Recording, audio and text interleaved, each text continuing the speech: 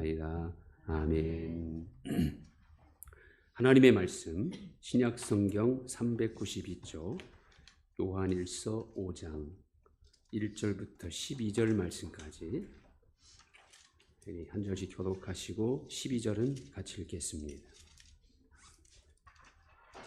예수께서 그리스도이심을 믿는 자마다 하나님께로부터 난 자니 또한 낳으신 이를 사랑하는 자마다 그에게서 난 자를 사랑하느니라.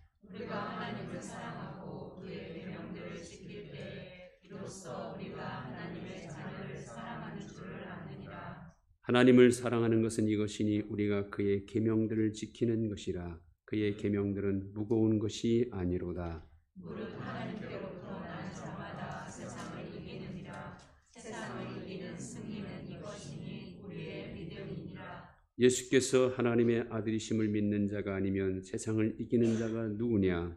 이는 물과 피로 임하신 이시니 곧 예수 그리스도시라. 물로만 아니요 물과 피로 임하셨고 증언하는 이는 성령이시니 성령은 진리니라. 증언한 이가 셋이니 성령과 물과 피라. 또한 이 셋은 합하여 하나이니라. 만일 우리가 사람들의 증언을 받을진대 하나님의 증거는 더욱 크도다. 하나님의 증거는 이것이니 그의 아들에 대하여 증언하신 것이니라. 하나님의 아들을 믿는 자는 자기 안에 증거가 있고 하나님을 믿지 아니하는 자는 하나님을 거짓말하는 자로 만드나니 이는 하나님께서 그 아들에 대하여 증언하신 증거를 믿지 아니하였습니다. 또 증거는 이것이니 하나님이 우리에게 영생을 주신 것과 생명이 그의 아들 안에 있는 그것이니라. 아들이 있는 자에게는 생명이 있고 하나님의 아들이 없는 자에게는 생명이 없느니라. 아멘. 사람은 누구나 인생의 두 갈림길에 서게 됩니다. 생명의 길 아니면 사망의 길 두 가지뿐입니다.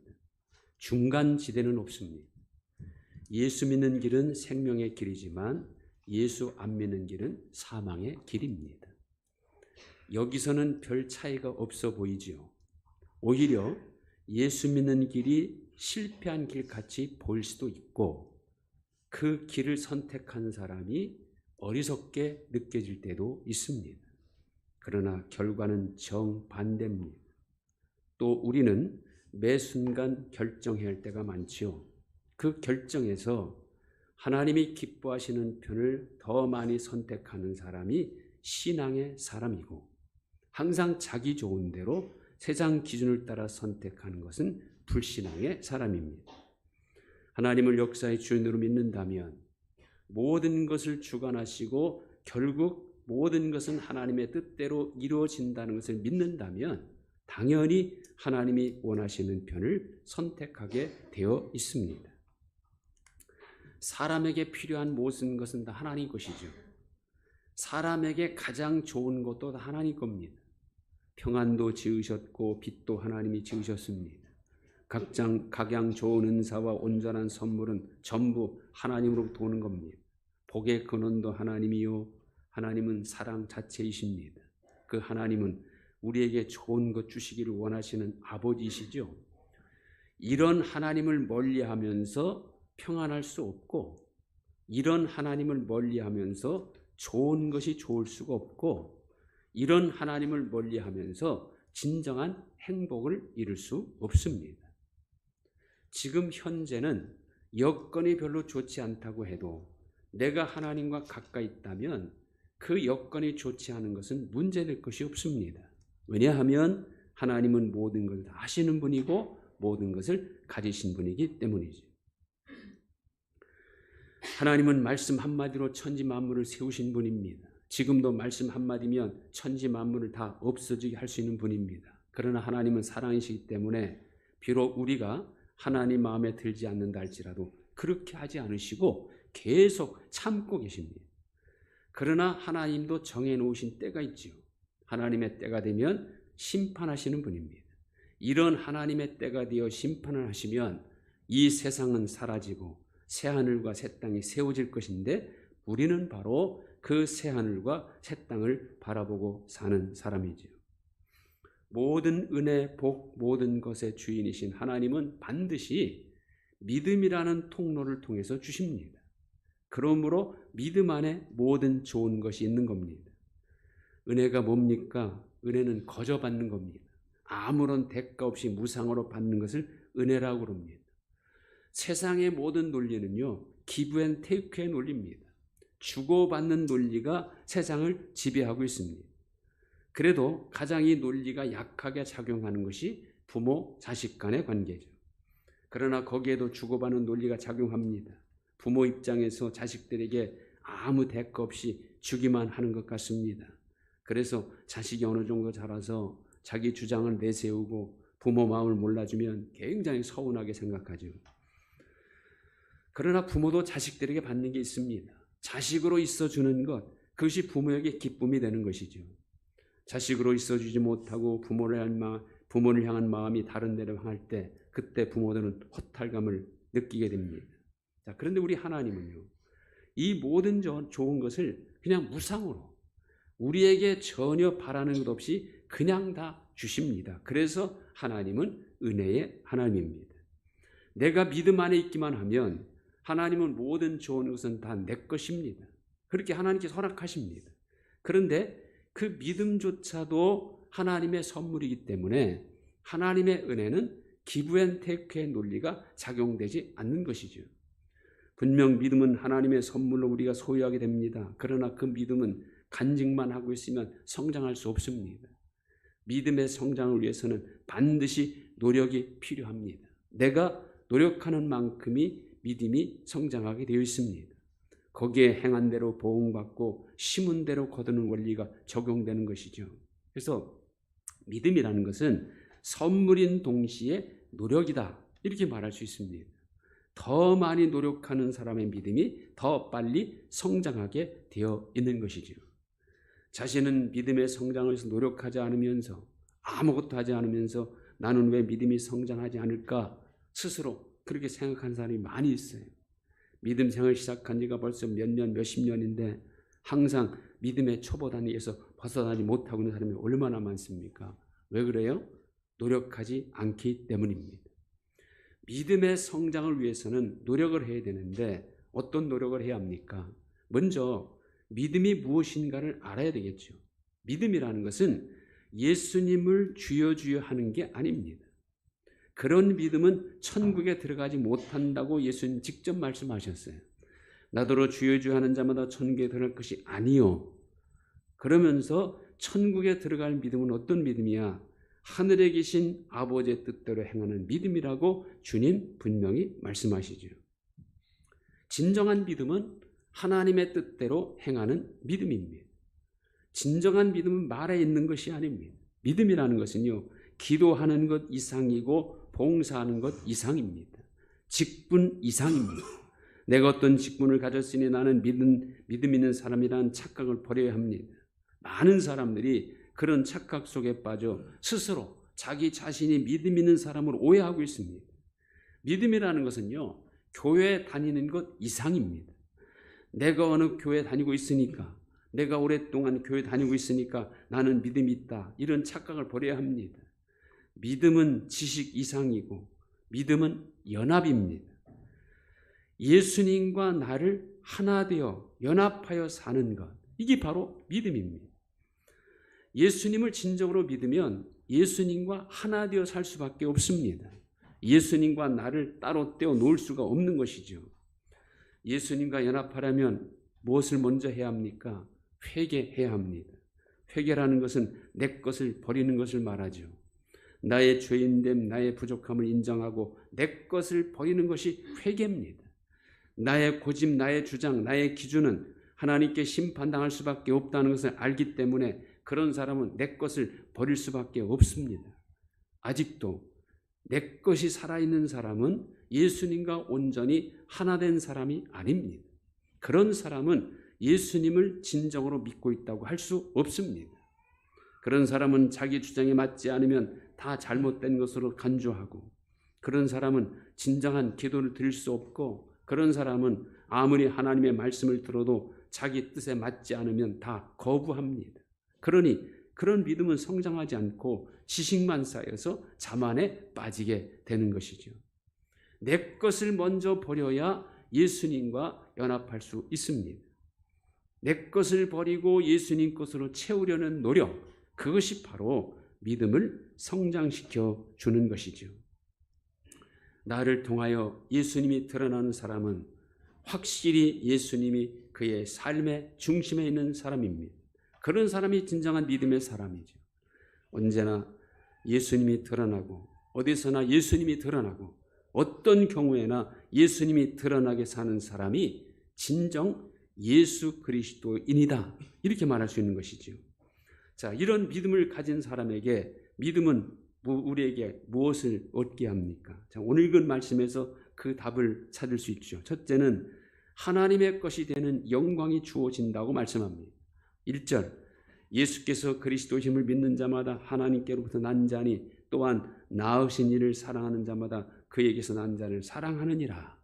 하나님께로 난 자가 되고 하나님의 사랑을 받을 자격이 주어진다는 겁니다. 아버지가 자식을 불쌍히 여긴 같이 하나님은 믿음 안에 우리를 사랑해 주십니다. 하나님의 것이기에 하나님이 책임져 주시고 하나님의 것이라는 가장 영광스러운 신분을 우리에게 주시는 겁니다.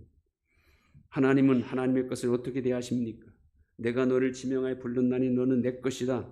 네가 물 가운데로 행할 때 강물이 너를 침몰하지 못할 것이고 불 가운데로 행할 때 불꽃이 너를 사르지도 못하느니라.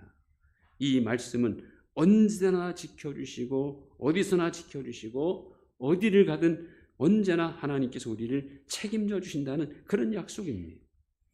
내가 하나님의 것이 되었다는 것은 하나님의 뜻대로 살아야 할 사명과 하나님의 영광을 드러내야 할 책임도 있다는 겁니다. 내가 하나님 것으로 살 때 하나님도 친히 도우시고 지켜주시는 겁니다. 나는 하나님과 전혀 상관없이 살면서 하나님 보고는 도와달라고 한다면 그 하나님이 기뻐하시겠습니까? 하나님의 것으로 산다는 것은 내가 먼저 하나님의 뜻대로 산다는 것이고 그럴 때에 하나님이 책임져 주신다는 것을 포함하는 것입니다. 두 번째는 예수를 믿는 믿음 안에 어떤 것이 얻어집니까? 12절 보면 아들 있는 자에게는 생명이 있고 하나님의 아들이 없는 자에게는 생명이 없느니라. 누구의 생명이 주어집니까? 아들의 생명, 예수님의 생명, 곧 영원한 생명입니다. 예수님의 생명이 주어지기에 천국의 주인이신 예수님이 계신 곳 천국에 들어갈 수 있는 겁니다. 여기서 중요한 것이 있습니다. 누구에게 생명이 있습니까? 아들이 있는 자에게라고 말합니다. 아들이신 예수님이 있는 사람에게 예수의 생명이 주어진다는 거죠. 이 말은 아들이 없는 사람에게는 예수님의 생명도 없다는 겁니다. 또 이 말의 뜻은 아들이 없는 동안에도 예수님의 생명이 없다는 거예요.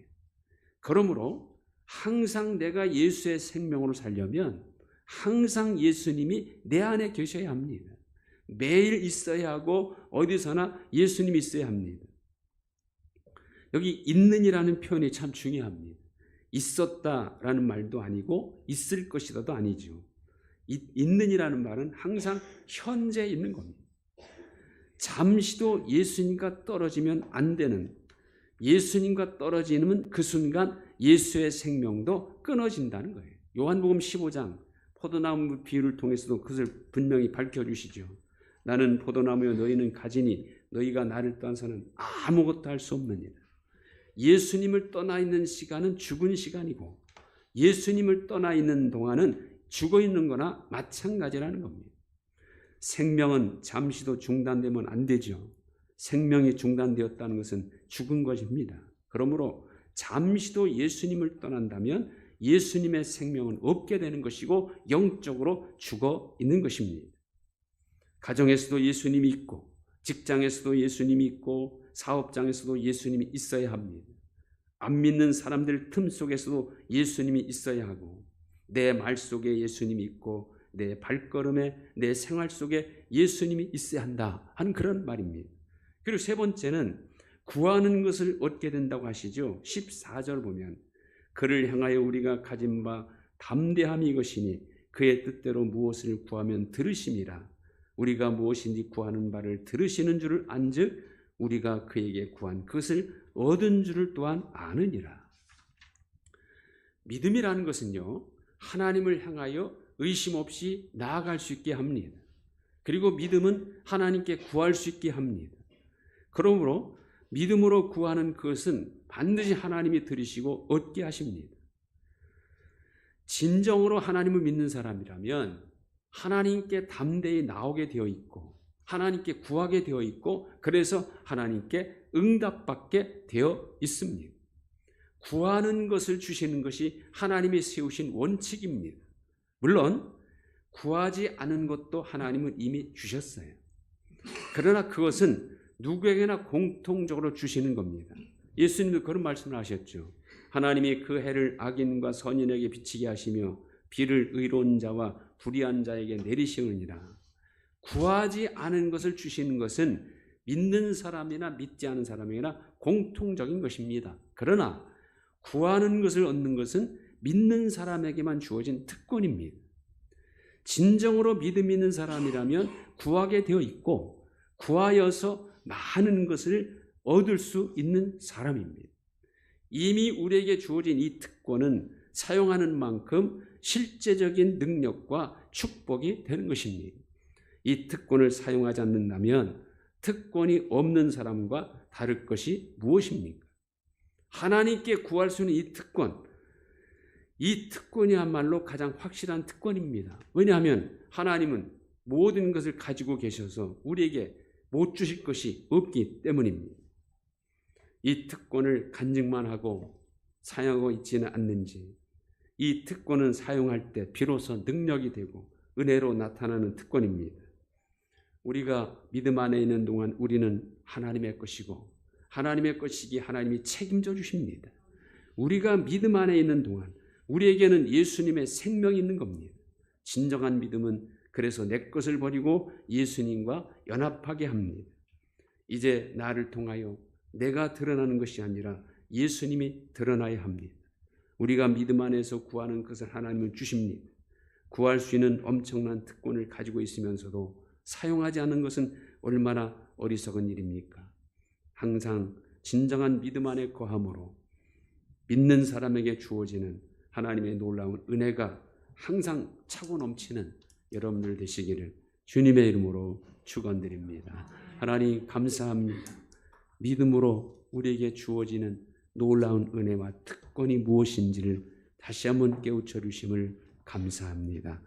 생명을 주시고 구하는 것을 주시고 우리를 전적으로 책임져 주시는 이 놀라운 은혜 안에 살아가는 저희들 되게 하옵소서.